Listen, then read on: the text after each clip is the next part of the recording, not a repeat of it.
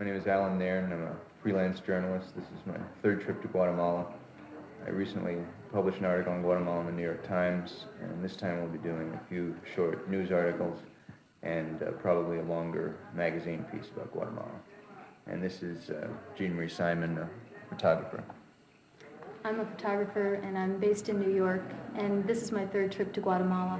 The first time I was here on assignment for Geo magazine in 1980, and this past year I was here for Time magazine.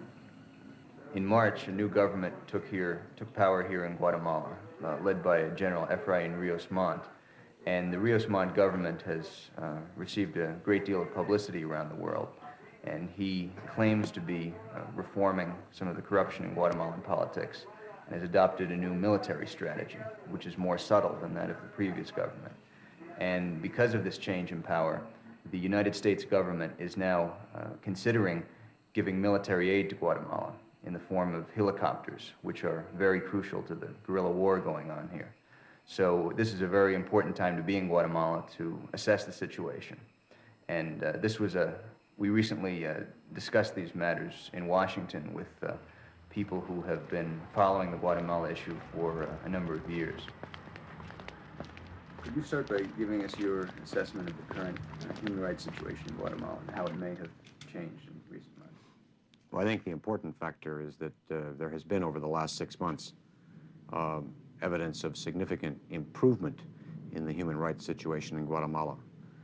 Since the coming into power of the Ríos Montt government, the level of violence in the country, politically inspired violence, particularly in the urban areas, has declined rather dramatically. That being said, however, I think it's important also to note that the level of violence in the countryside continues at a level which is of concern to all. And while it is difficult, if not impossible, to attribute responsibility for that violence in each instance, it is clear that in the countryside, the government does indeed need to make further progress in terms of improving its control over government troops. Phil, what's going on right now in Guatemala? Well, we have reason to think that there have been thousands of people massacred since the government of President Ríos Montt came to power in March of '82. Do you know what the level of killings has been since the coup? It's been sickening, disheartening, and phenomenal. It has not slackened any since he took over the government, and we're getting reports continuously coming in about massacres in all parts of the country. About how many people have been killed since the coup? We have information on over 2,000 people who have been killed, and we continue to receive reports from unionists, from church people, from refugees who've managed to get out of the country, from eyewitnesses to incidences in various villages. They're coming in all the time. And who's responsible for most of the killings? All the information that we've have to date is that that the security forces of Guatemala are responsible for the massacres. Precisely what is the U.S. military presence or role in Guatemala at the moment? We have no military presence or role. We have, as a part of our diplomatic establishment, a defense attaché office and a military representative. But that is the same sort of representation that we have in virtually all other countries in the world. We do not have American trainers working with the Guatemalan Army. We do not have American military personnel active in Guatemala in that sort of area. There are no American trainers there? No. None performing the types of functions that go on in El Salvador? No, there are not.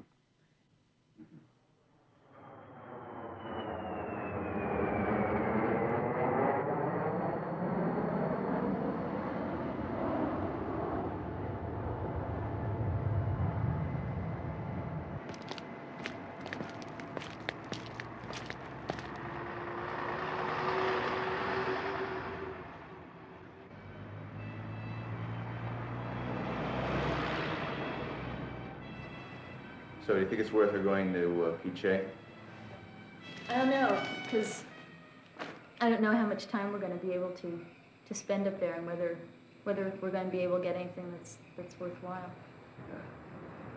It might be interesting just to see how the Army is controlling the situation. You think they're going to let us talk to the people who live in the town, though? Because you know the Army's going to give us one story, and the people who live in the town are just... even a controlled story from someone who has a lieutenant looking over his shoulder can be interesting. You see how they tell it and see what version they give.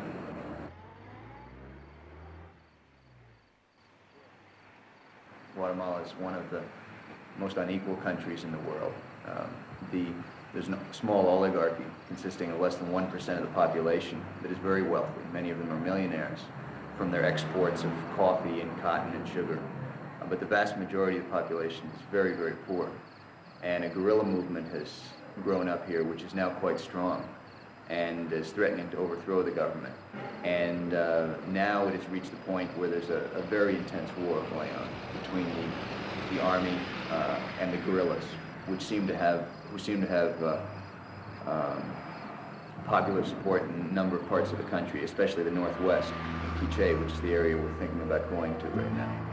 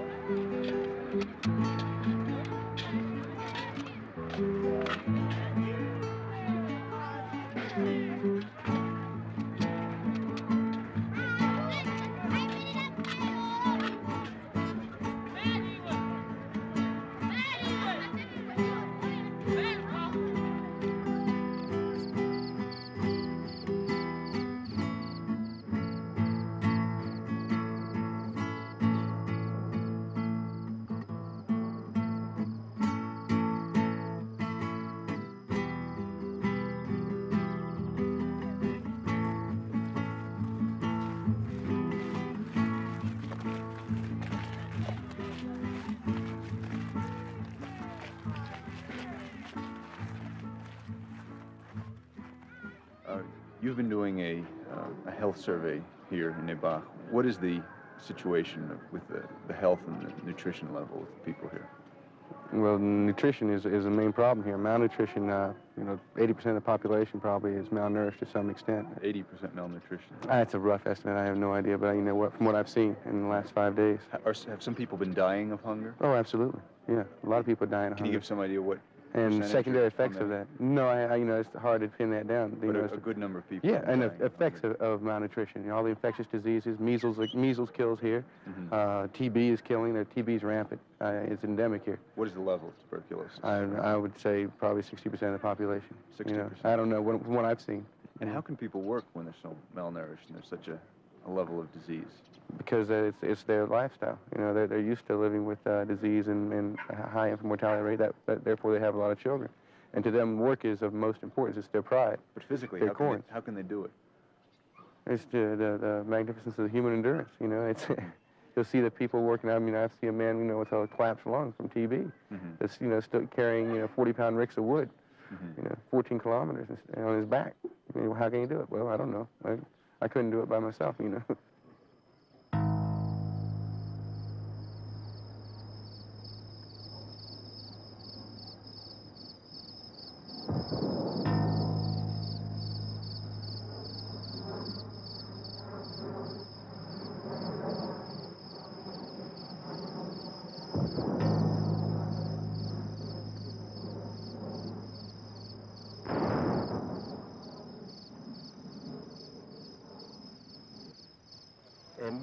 En vista de la situación que se está presentando, mueva el personal de aquí, de Mono, con 3 patrullas, por lo menos de 80 hombres, y hace cerco sobre las poblaciones o sobre los objetivos 1, 2 y 3. Vamos a hacer un cerco alrededor, ya que usted tiene una patrulla en contacto y esta otra también. Vamos a pedir refuerzos de mirlo para que bajen. Y vamos a pedir refuerzos de zorro para que también hagan un cerco y evitar que se enmontañen. Todos los heridos que tiene ahorita, ¿cuántos tiene? 43. Sí, en realidad lo que está haciendo la guerrilla es aplicando terror. Terror sobre las aldeas que han comprendido que están trabajando por una causa innoble, inhumana, y entonces se han pegado, han buscado la protección del ejército, y entonces la guerrilla se ha quedado sin abastecimiento en el lugar. Entonces tratan de aplicar terror para obligarlos a ayuda. Aquí tenemos 98, se está armando esa casa que está ahí para meter a 98 refugiados desplazados de esa aldea. Y los culpables de esto y la mentalidad que les dieron fueron los curas. La mayoría de curas vinieron a mentir aquí. Y los señores de los catecistas y los no sé quiénes son los otros señores de la voz de Cristo. Sí, de los del cooperativismo y un montón de cosas que vinieron a mentir aquí a la gente. Vinieron a reunir a la gente, pero con otra mentalidad. Cuando la gente se dio cuenta que eran mentiras, ya no los ayudaron, porque la guerrilla tuvo que ir a la montaña. Y en la montaña no tienen qué comer. Los sacaron, que los repartieron, unos para un cuarto, otros para otro, unos que iban para la gloria, otros que iban para el infierno. Los amarraron, los golpearon en diferentes partes del cuerpo, en el patio de la iglesia. Después preguntaron si los fusilaban ahí o los llevaban al cementerio, y la gente que no iba a ser fusilada dijo que al cementerio.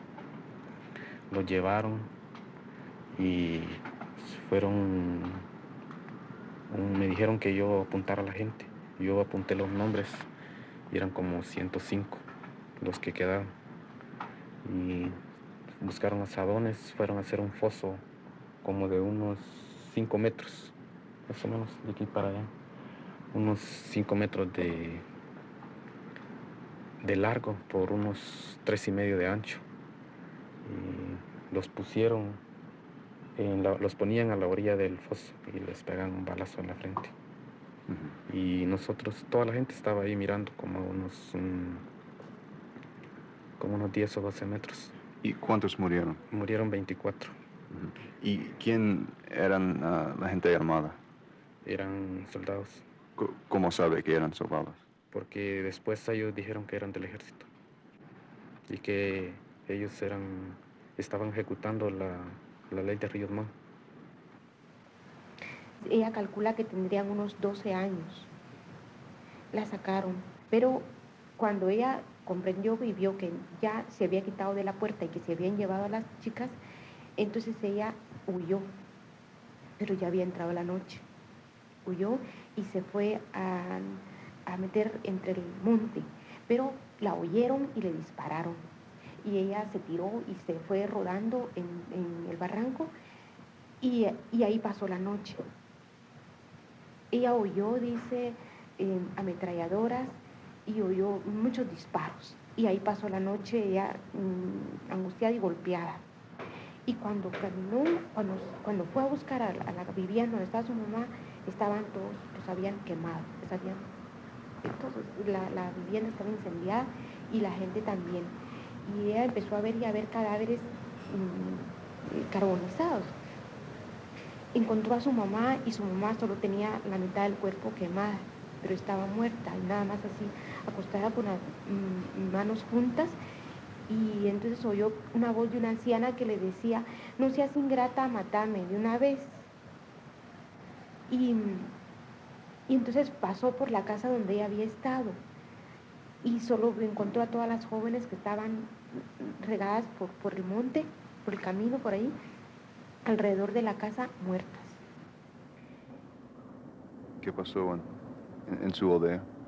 Pero ya en nuestra aldea se quemaron todas las casas, maíz, frijol, trigo, todo, y quemaron ropa.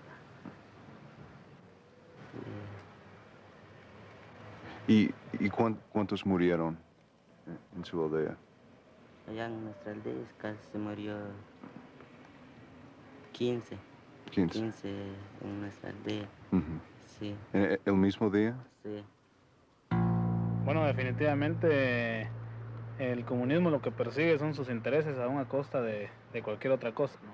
Entonces ellos utilizan artimañas o técnicas aprovechando las ideologías de los pueblos para poder conseguir sus propósitos.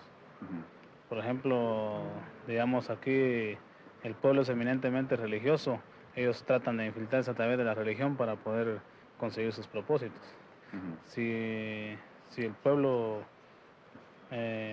tuviera, digamos, a través de qué le podría decir yo, digamos, en fin, a través de la religión, a través de problemas sociales, ya que definitivamente si hay un porcentaje de pobreza, pues dicen, nos metemos a través de la pobreza para poder conseguir nuestros propósitos. ¿Y los derechos humanos? Los derechos humanos definitivamente es una política que favorece únicamente a los países del bloque socialista. En su opinión, ¿dónde nació la política de derechos humanos? Bueno, los derechos humanos, como política, como dijo el teniente, es usada por el bloque comunista porque van tratando de ver la manera de cómo infiltrarse.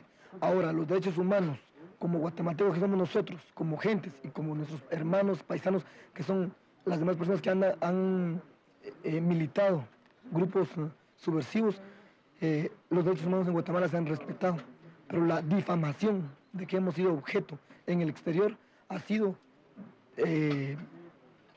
seguramente más que una continuación del comunismo internacional. Afortunadamente nosotros internacionalmente la imagen que me dan a mí, yo que soy un soldado guatemalteco, que soy típicamente de estos lugares, la imagen que me dan es que soy un asesino. Pero en realidad Guatemala no ha caído porque la base social principal, que es el pueblo, está con nosotros.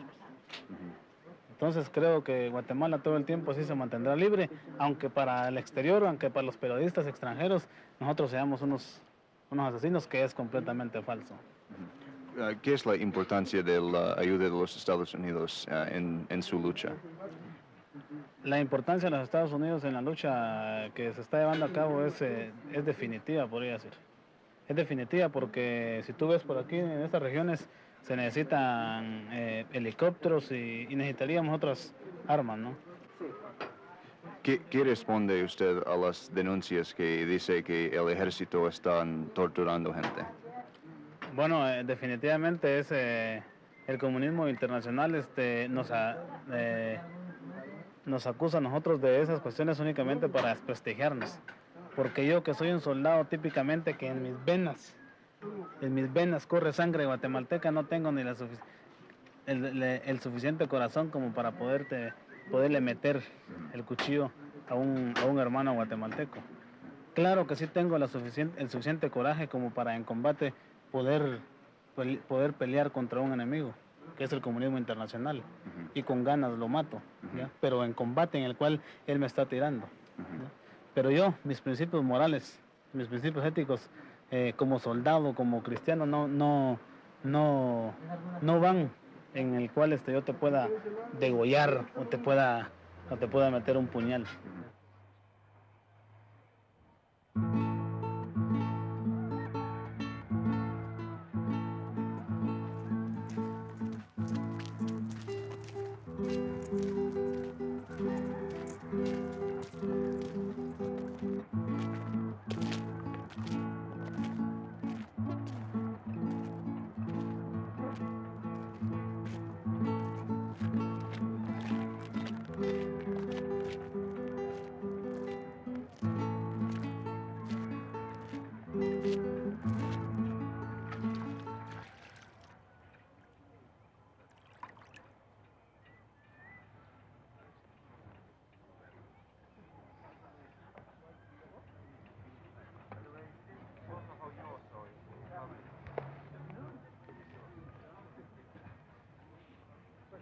Solo lo trajimos y lo presentamos con el mayor y el mayor lo interrogó, que dijeran algo, pero no, ni aún no le dijeron nada, ni por la buena ni por la mala, no dicen nada.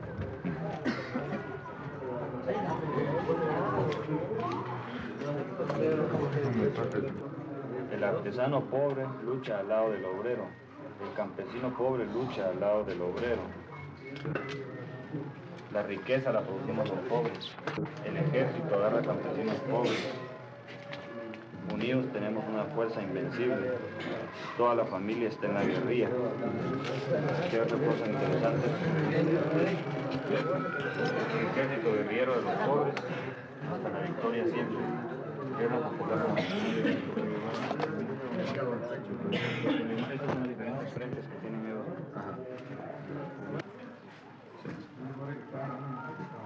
Entonces, aquí están diciendo que el ejército mató a gente. Exacto. Sí. ¿Esos son cabiles con los...? Sí. Sí. Ah. Entonces, el que estaban usando este cuaderno, él estaba aprendiendo a leer y escribir. Sí.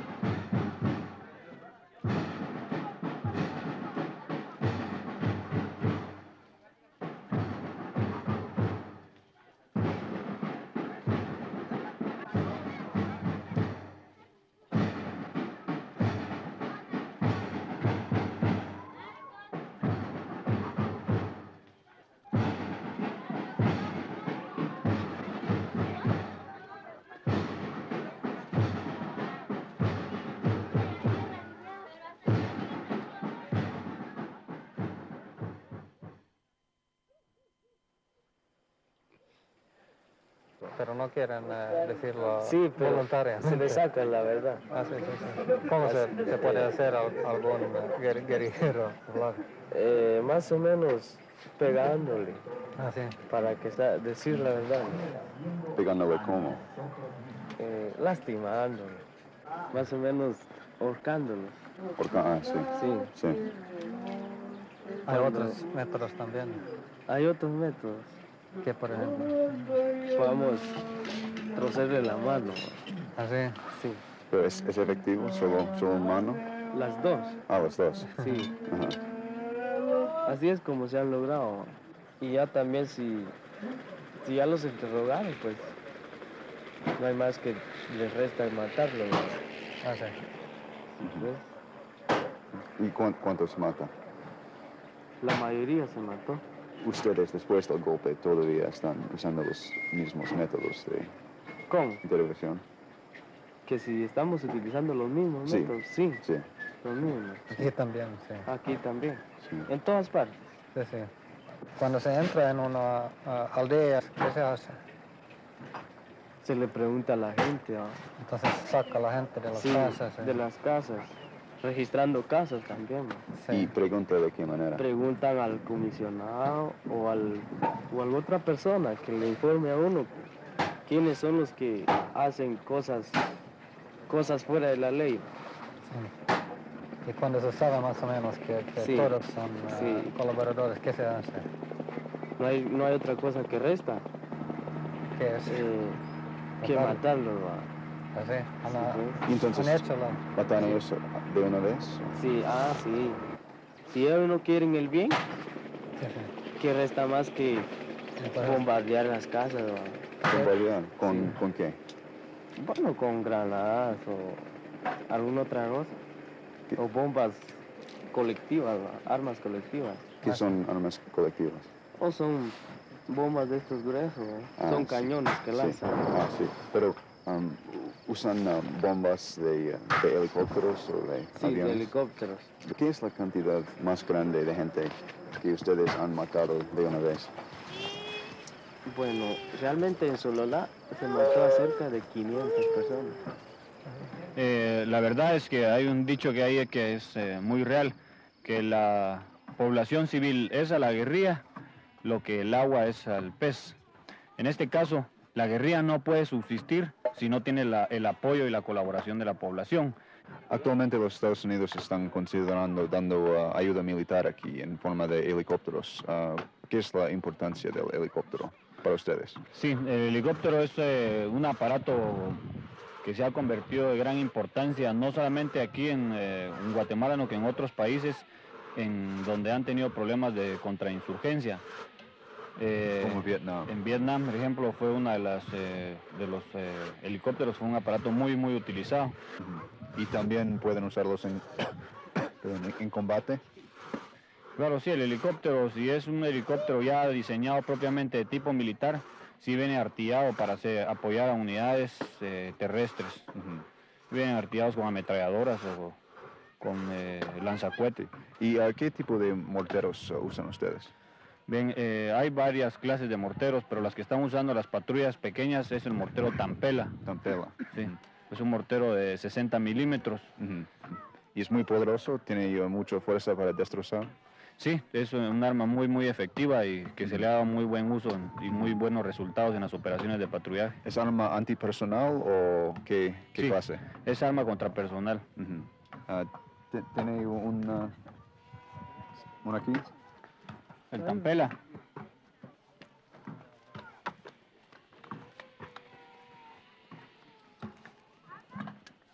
Este es el...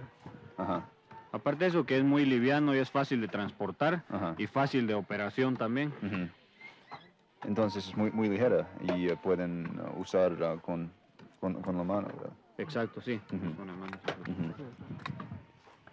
Transporte es en esta forma. ¿Y dónde lo obtienen? Ese lo estamos obteniendo de Israel. Eso nos está abasteciendo. Ajá. ¿Y dónde lo obtiene la munición para ellos? La munición es israelita también. Ajá.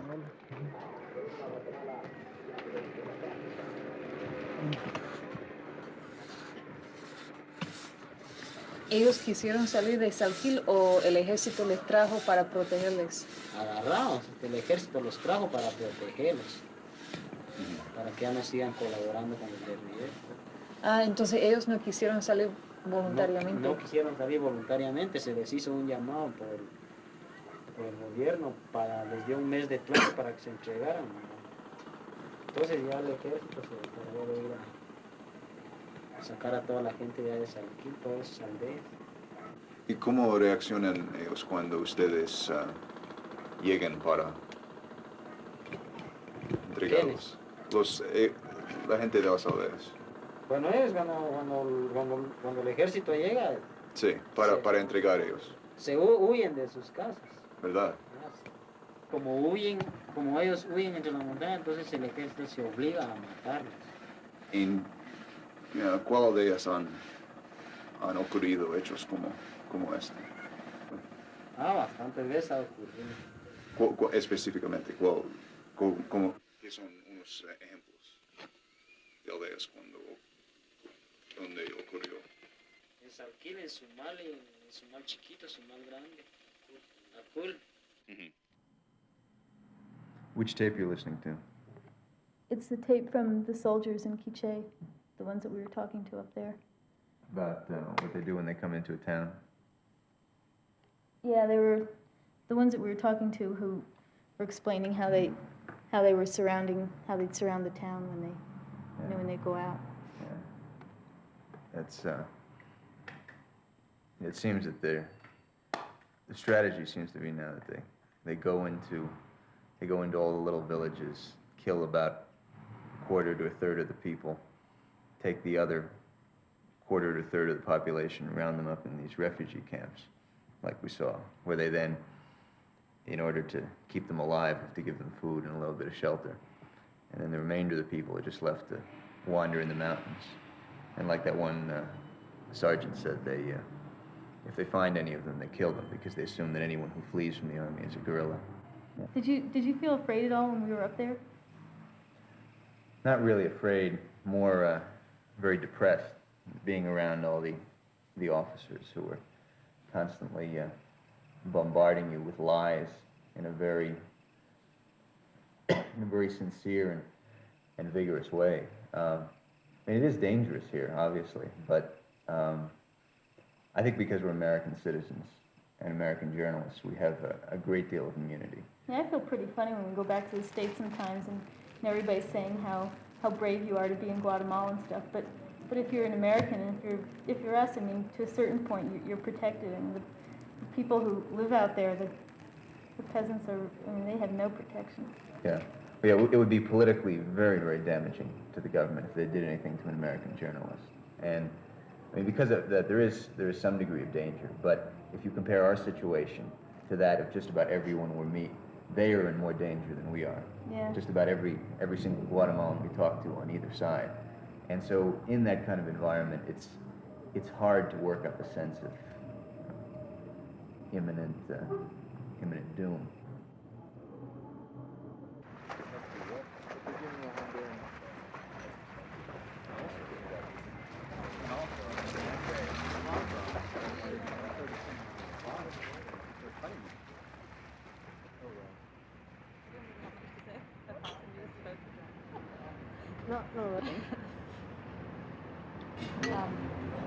But the other problem of filing a report by phone is that you know that somebody's listening to everything that you say, and if your report is slightly critical, there's a danger that you're going to be followed or More closely watched.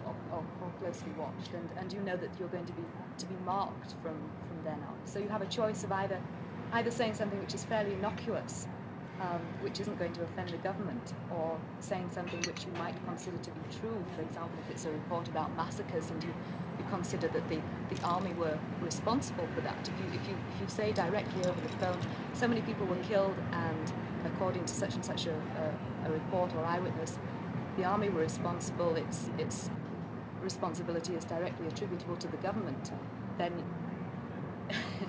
you really wonder what's going to happen when you put the telephone down and walk along the street next time.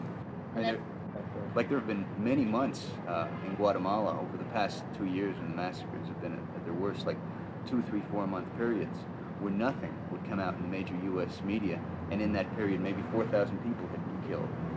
A series of very bloody, spectacular massacres. And that's just the way, the system happens to function. Man får lita på nyhetsbyråerna ganska mycket.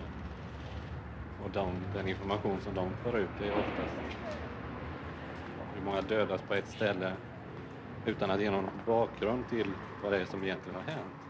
För att göra det måste man åka ut. Och det krävs stora resurser till det. Man måste åka ut till platsen. Och det har de flesta tidningar inte råd att hålla sig med en sån service. Har du en känsla av att de här nyhetsbyråerna som du talar om, de är ofta amerikanska, påverkar det nyhetsförmedlingen?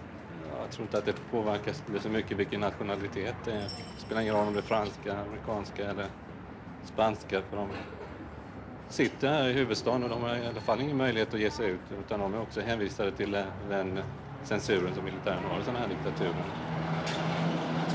Så även om det vore en svensk nyhetsbyrå som satt här så skulle de ha svårighet att få ut mer information än en amerikansk nyhetsbyrå.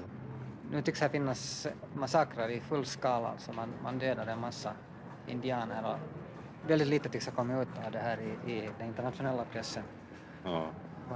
Vad beror det på? Jag tror att det beror på att det var många som kom hit under valet som var i början på mars. Och sen har det varit andra saker som varit viktiga under den perioden efteråt, som vad som hänt i Salvador och speciellt kriget om Falklandsöarna. Och sen har folk åkt på semester som jag har gjort till exempel. Så då har man varit beroende av byråerna under den tiden.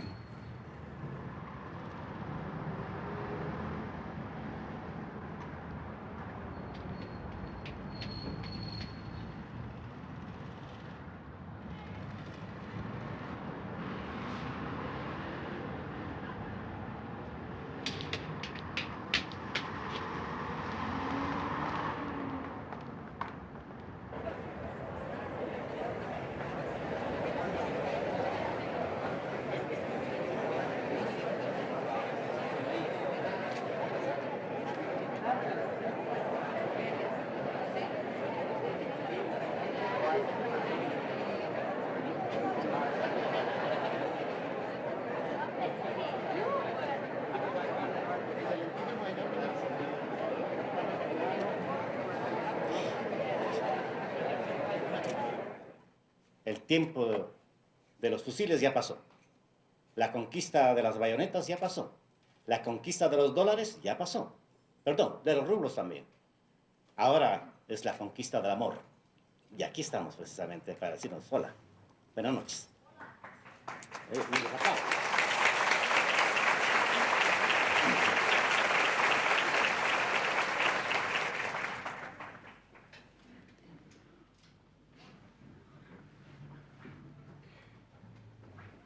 Quería traer a nuestra memoria las expresiones siguientes de Abraham Lincoln. No se puede alcanzar la prosperidad disuadiendo del ahorro. No se puede ayudar al obrero derribando al patrono. No se puede promover la fraternidad humana fomentando el odio de clase. No se puede ayudar a los pobres destruyendo a los ricos.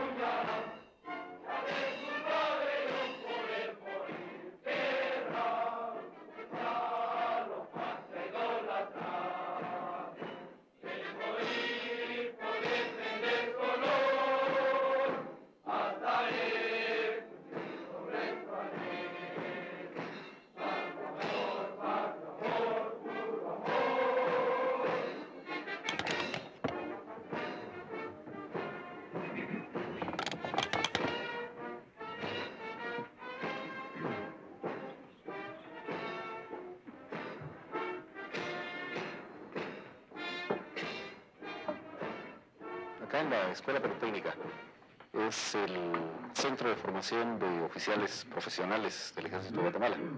Tiene 109 años de funcionar. Capitán García, ¿qué tipo de sujetos militares son sus áreas que usted enseña aquí? Bueno, yo puedo ayudarles en mucho de infantería, de cursos de infantería, de fuerzas especiales también, paracaidismo, y muchos sujetos de lo militar, no solamente infantería, mucho de todo, de infantería que permanece en el militar, de muchas cosas.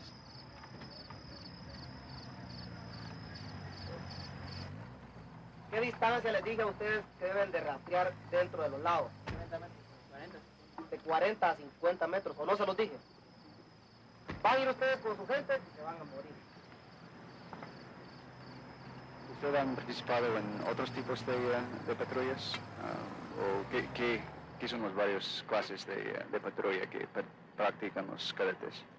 Ellos practican patrullas de pie y también de motorizados. Mucho más de pie que de motor. Porque ellos tienen experiencia también andando en el bosque y lo que sea. Ellos pasan mucho tiempo.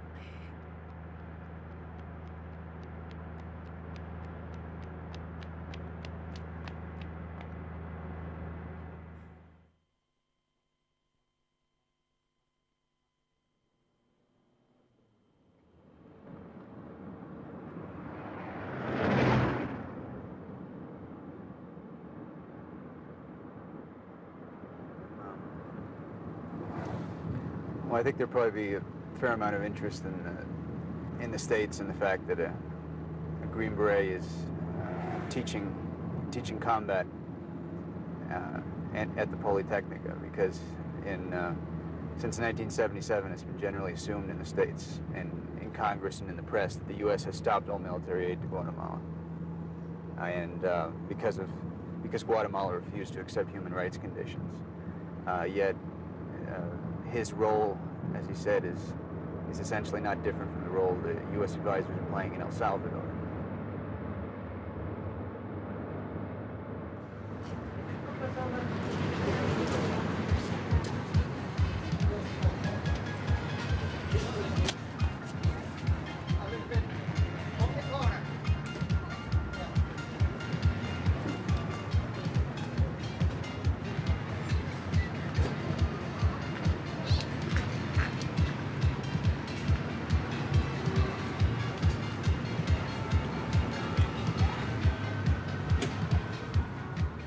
Where is this? These were taken outside of Guatemala City, and these were in Naibach, in north of Guatemala City. That are showing the Indian rebels who are dead. Yeah.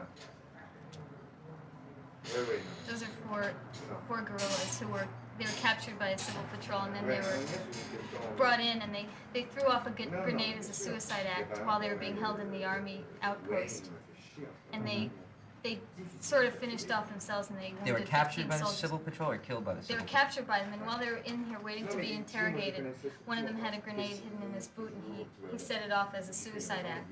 And they didn't get killed. The army finished them off. They killed them, later, but once they were in captivity. Yeah. So this is inside the army base. Okay. And where exactly in? It's called Naibach. It's north of Guatemala City. It's 5 hours away. How far is that from the Mexican border? It's not near the Mexican border. Okay, well, still.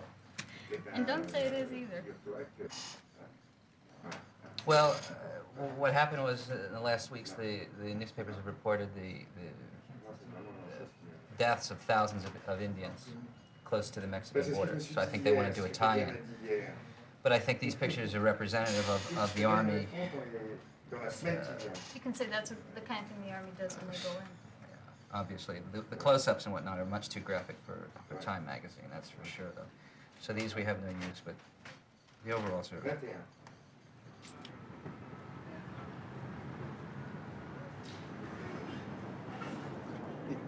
Recently, the massacres in Beirut got tremendous international coverage.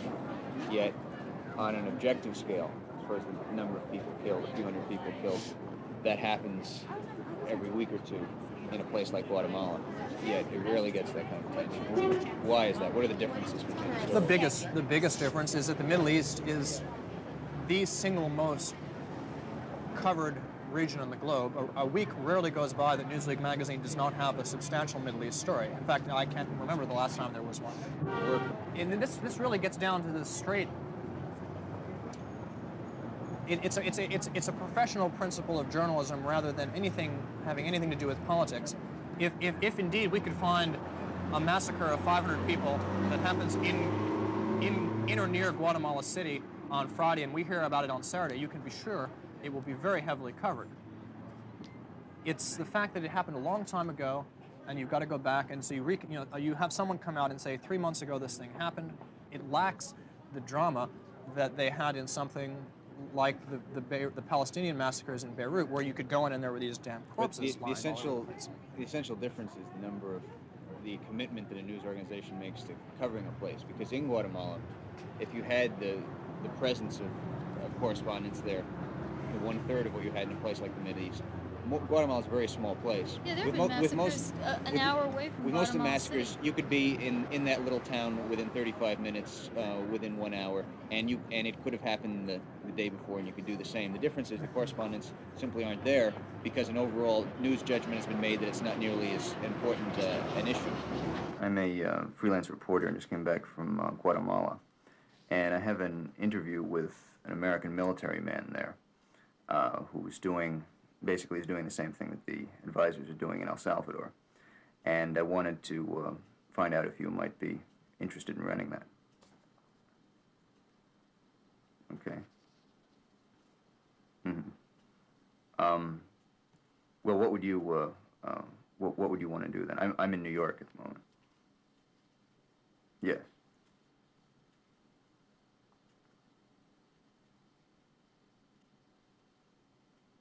I was planning to come down there in the next few days.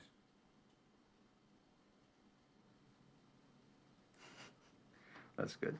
Okay. Yeah, there are two other things I have also, which are may also be of interest. One is a series of interviews with frontline Guatemalan troops, where they describe in some detail their torture methods and their massacres they participated in, with their names and so on. And the other is similar material on their use of the U.S. helicopters for bombing. Well, partly with my own funds, and also as working with doing a documentary for a European television crew. And it's called Epidemic. It's a Finnish outfit. In fact, I think you may have, the guy who's working on it mentioned he may have met you in El Salvador. Will you be there tomorrow afternoon? All right. I think I may come down sometime tomorrow morning then. What time starts to be bad for you as far as your being on deadline? 3 and 5. All right. Well, I'll give you a call sometime then. All right. Bye.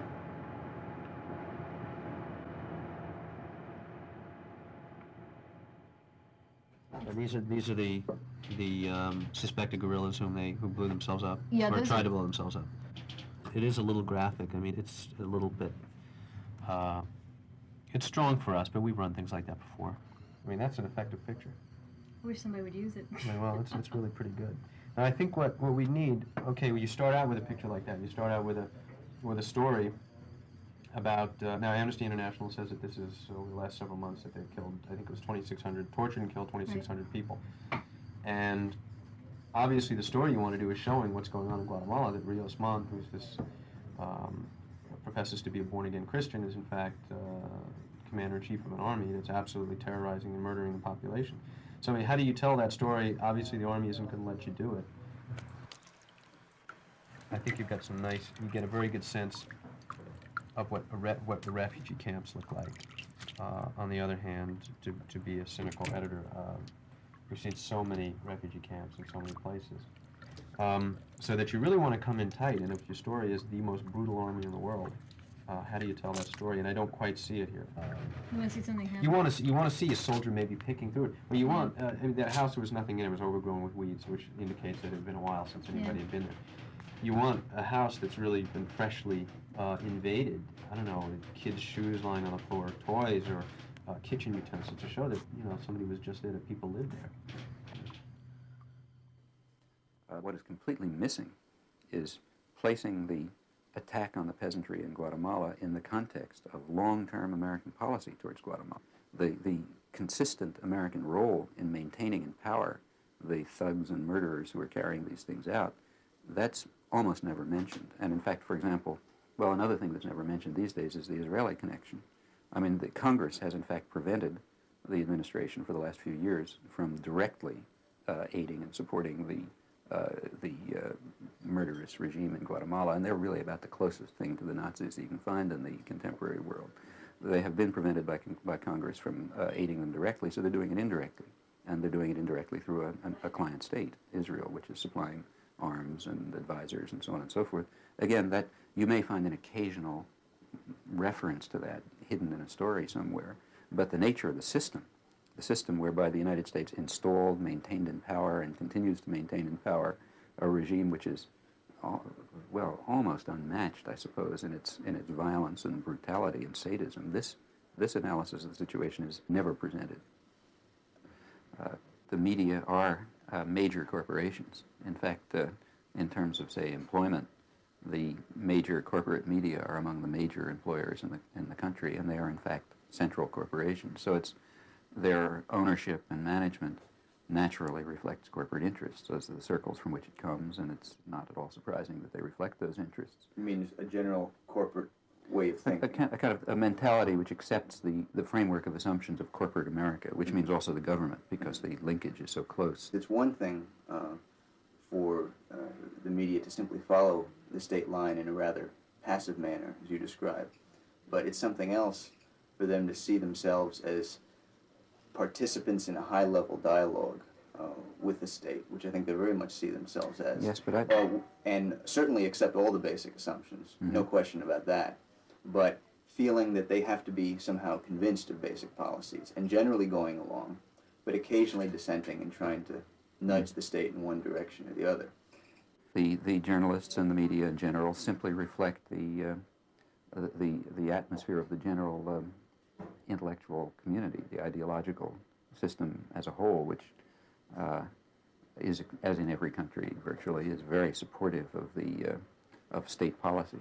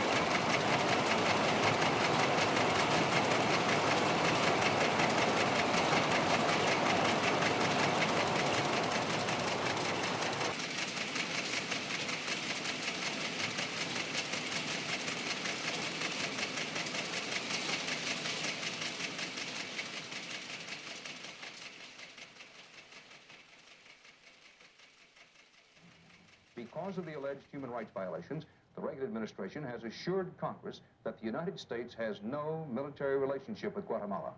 But freelance newsman Allan has discovered the U.S. military is involved in Guatemala. CBS News correspondent Ed Rabel in Washington reports. They call this man Garcia. He is in Guatemala teaching future officers of the Guatemalan army how to fight guerrillas. Use of weapons, map reading, ambush techniques, Garcia teaches them all. So what, you might ask? This is what. This man they call Garcia is from Arizona. He's an American, a Green Beret in the United States Army, Captain Jesse Garcia.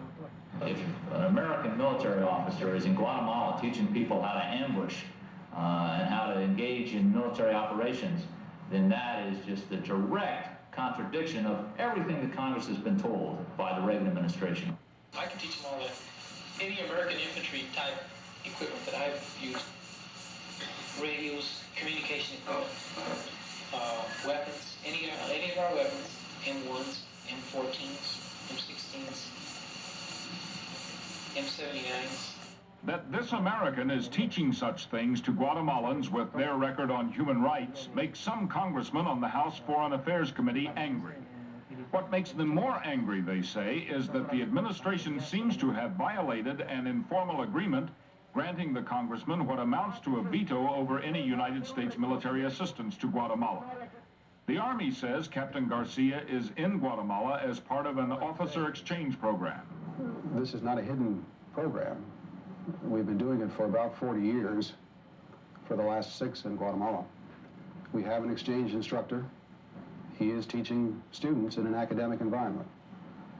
The Army holds that that's not an advisory effort, and we're not trying in any way, shape, or form to circumvent congressional understandings. The administration has on, I don't know how many occasions, I mean, just constantly assured the Congress over the last 2 years that we are not engaged in a military relationship with Guatemala, that we're not providing training for the Guatemalan military, that we, you know, I mean, it could not be any more clear. In addition to the Garcia case, the congressmen are worried about the proposed sale of $3 million worth of spare parts to Guatemala for its military helicopters. Just last week, the congressman got word that the State Department may okay the sale without congressional approval. I think if the administration goes forward with the proposal to sell military equipment to the government of Guatemala, without the approval of those of us in Congress who entered into this agreement with them, it'll be a very direct breach of faith with the Congress. A State Department official says the matter is being discussed with Congress, but would not say whether a congressional stamp of approval is needed to sell the spare parts to Guatemala. Ed Rabel, CBS News, Washington.